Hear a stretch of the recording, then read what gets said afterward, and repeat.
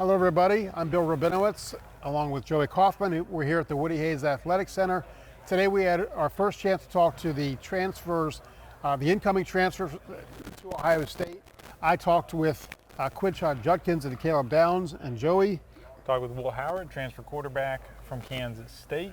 Seth McLaughlin, transfer center from Alabama. Ohio State actually brought in more transfers a year ago, but it feels like this transfer class is as decorated as a transfer class as they've ever had, because you're bringing in a potential starting quarterback in Will Howard. You're bringing in a running back from Mississippi who was an all-SEC guy, a 2-year starter for the Rebels. And then Caleb Downs, who might be the best of the bunch, who was one of the best freshmen in the country last year, an All-American safety, recruited by Ohio State out of high school, but signed with Alabama and was very impactful. So in terms of impact, it's not a large class of transfers, but it's a group that is expected to make big dividends right away for the Buckeyes. Yeah, and Seth McLaughlin is likely to be their center. He had some snapping issues at Alabama at the end, but look, he is considered to be a pretty significant upgrade for Ohio State. So these four guys, and they also got a tight end from Ohio, Will Kazmarek, that they could really put Ohio State over the top. Ohio State was very fortunate that they, for the most part, were able to keep together their underclassmen who could have gone in the NFL. Obviously, they lost Marvin Harrison Jr., which was no surprise, and Michael Hall Jr., another loss, but they've got other guys. So Ohio State's loaded going into next year. We got our first impressions of the new guys, and I'll just say, the ones I talked to, Caleb Downs and Quinshon Judkins, were both very impressive when you talk to them. It's interesting because all these guys could start for them. Will Howard could be the starting quarterback. Right. Quinshon Judkins could be the starting running back. He'll likely, whether he or Travion Henderson starts a running back, will be a distinction without much difference because they should split carries, but nonetheless, he could be your starting running back. Seth McLaughlin could be the starting center, and Caleb Downs could be a starter. He will be. He will be. Trust me, he's starting. And even Will Kazmarek. They lose Cade Stover. He could be in the mix with G. Scott there. Maybe even if he's not the starter, you expect him to be involved in 12 personnel. So last year, you didn't know what they were getting with some of these transfers. Maybe they were going to be developmental pieces. Some of them did start, like Josh Simmons at left tackle, but this feels like a more bankable group that they're getting, and it even weighs in some of the decisions that these guys are making. For Will Howard, the question was whether to go to the NFL draft, or could he go to a place like Ohio State and really sort of get his master's degree in quarterbacking. Right. He mentioned that getting another year of development, which is why he came to Ohio State. He said he's projected as a 3rd to 6th round quarterback, was sort of the feedback he was hearing, and that's why he ended up in Columbus. Yeah, the NFL was not an option for Quinshon Judkins and Caleb Downs because they were sophomores and freshmen this year. I think that this is probably a one-and-done year for Quinshon. I would assume that he would go to the pros next year. Caleb Downs, the benefit for Ohio State, not only might he be the best of the 4 transfers, he's here for 2 years. He was only a freshman. So, he could really be a difference maker. He'll step in probably for Josh Proctor, because you look at that defense, there really are no openings. I think we could probably name the 11 starters right now, right? JT Tuimoloau, Jack Sawyer at defensive end, Ty Hamilton, and Tyleik Williams at defensive tackle, C.J. Hicks and Cody Simon at linebacker, and then the secondary, and you're going to mix and match some. You got Davison Igbinosun, Denzel Burke, Jordan Hancock, Lathan Ransom, Sonny Styles, and now Caleb Downs.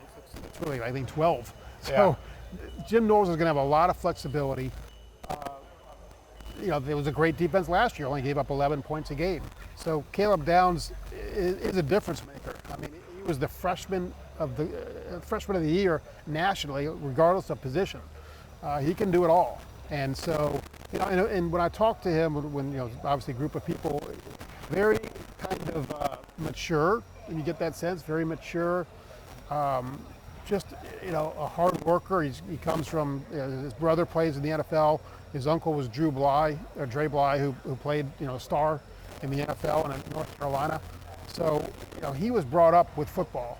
And so I'll say with Seth McLaughlin made this point because they were teammates together at Alabama. He said when Caleb got to Alabama last year as a freshman, it was like he was a 3-year veteran, and that's sort of just the presence that he brings. That's what Ohio State. That's the way they talked about Marvin Harrison and Emeka Egbuka when they arrived, that they were mature beyond their years. You get that sense from talking to Caleb Downs. He doesn't seem like he's got swept up in all the hype about him.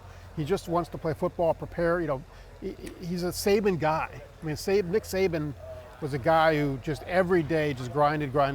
You get that sense about Caleb Downs. Just every day he's going to just work to get better. He is, I think, not only a potential playmaker for Ohio State in the secondary, but he's also somebody whose versatility is going to help them out a lot. When you look at the snap counts from his freshman year, they were pretty evenly distributed between times he lined up as the free safety, which is the adjuster role that Josh Proctor had, lining up in the box like a strong safety, or being involved in slot coverage. So it gives Ohio State some options. The cleanest, simplest one would be, as he was talking about, playing the adjuster role. That's a plug and play flip from Josh Proctor, who was a 6-year guy, and his left. That would be simplest. But you could even move Lathan Ransom to the deep safety. Right.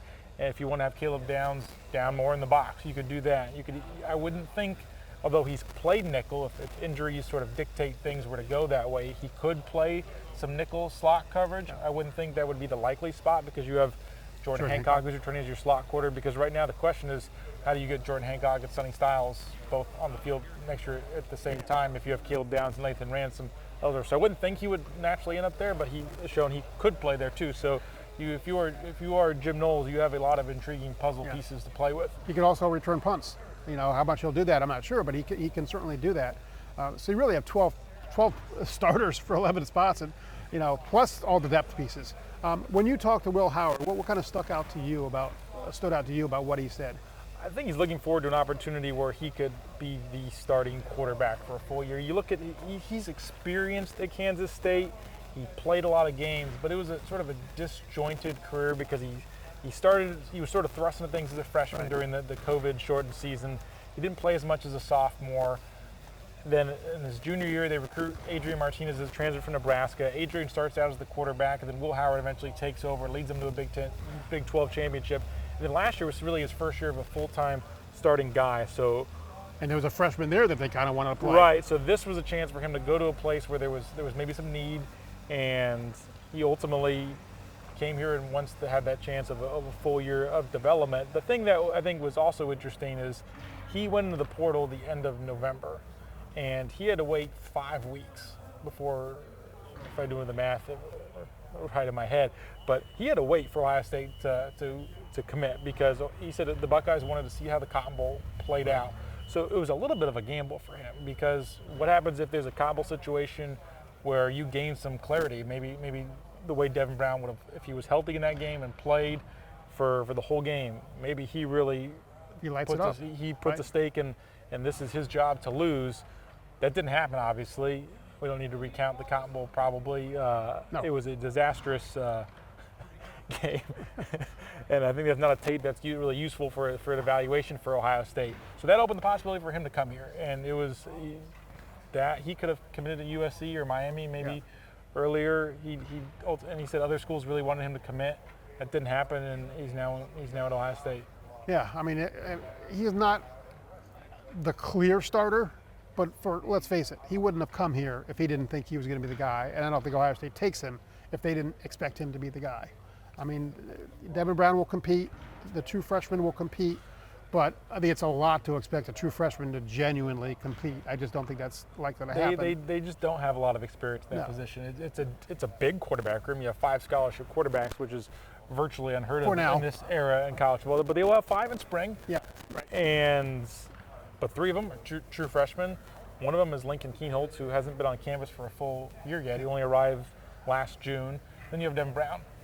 So it will be that's the room. He's certainly the most experienced out of the group. It would appear he was the front runner. I think obviously Ohio State would not have gone out and gotten a quarterback if not. But that's sort of where things stand. Yeah. When we talked to Quinshon Judkins, the big question, I guess, is why would he come here with TreVeyon Henderson still here?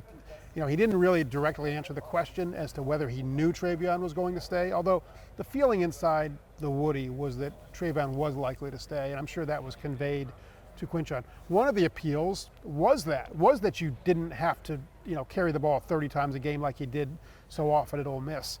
He's aware of the old tread on the tire thing. where, let's say he had another year at Ole Miss where he's getting, 300 carries. NFL teams are going to look at that and say that's 3 years of a lot of punishment, and how much does he have left?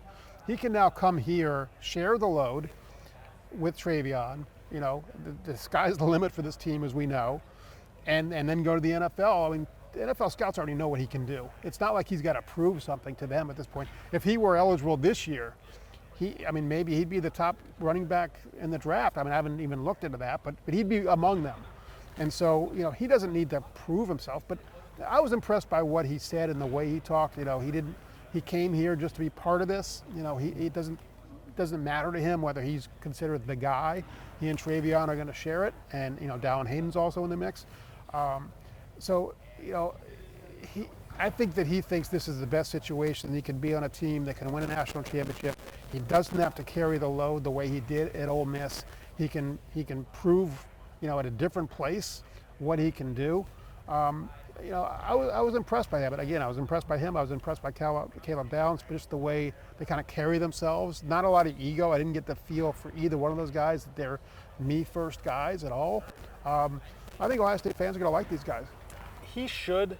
Quinshon should complement Travion well. They even though you have both of those guys in your backfield and you wonder about, so one ball and that sort of whole thing, they do different stuff. Travion is going to be the home run threat, is going to bounce outside.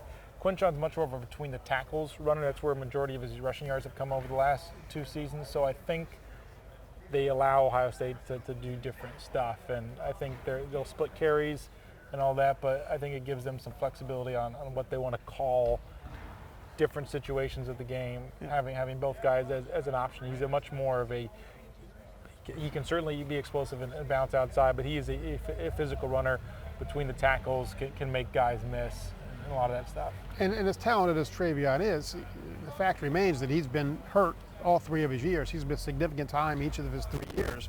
And so to have Quinshon Judkins, who's been durable, that's really important, because you don't have a deep room. You lost a lot of players in that room, and Dallin Hayden's played well in the chances he's gotten, but he hasn't gotten a lot of chances. It remains to be seen how he can hold up over the long run. So to me, the fact that they got the talent that they got, Quinshon Judkins and Will Howard and Caleb Downs and Seth McLaughlin, that's, consider who they got last year. And yes, some of those guys paid off, Josh Simmons, Davis Igbinosun, but this... Yeah, I missed him earlier. He was, as important as anybody for that defense. But this group could be the 4 players that put them over the top. Yeah. So anyway, that's what we learned today. Just first impressions. Impressive guys.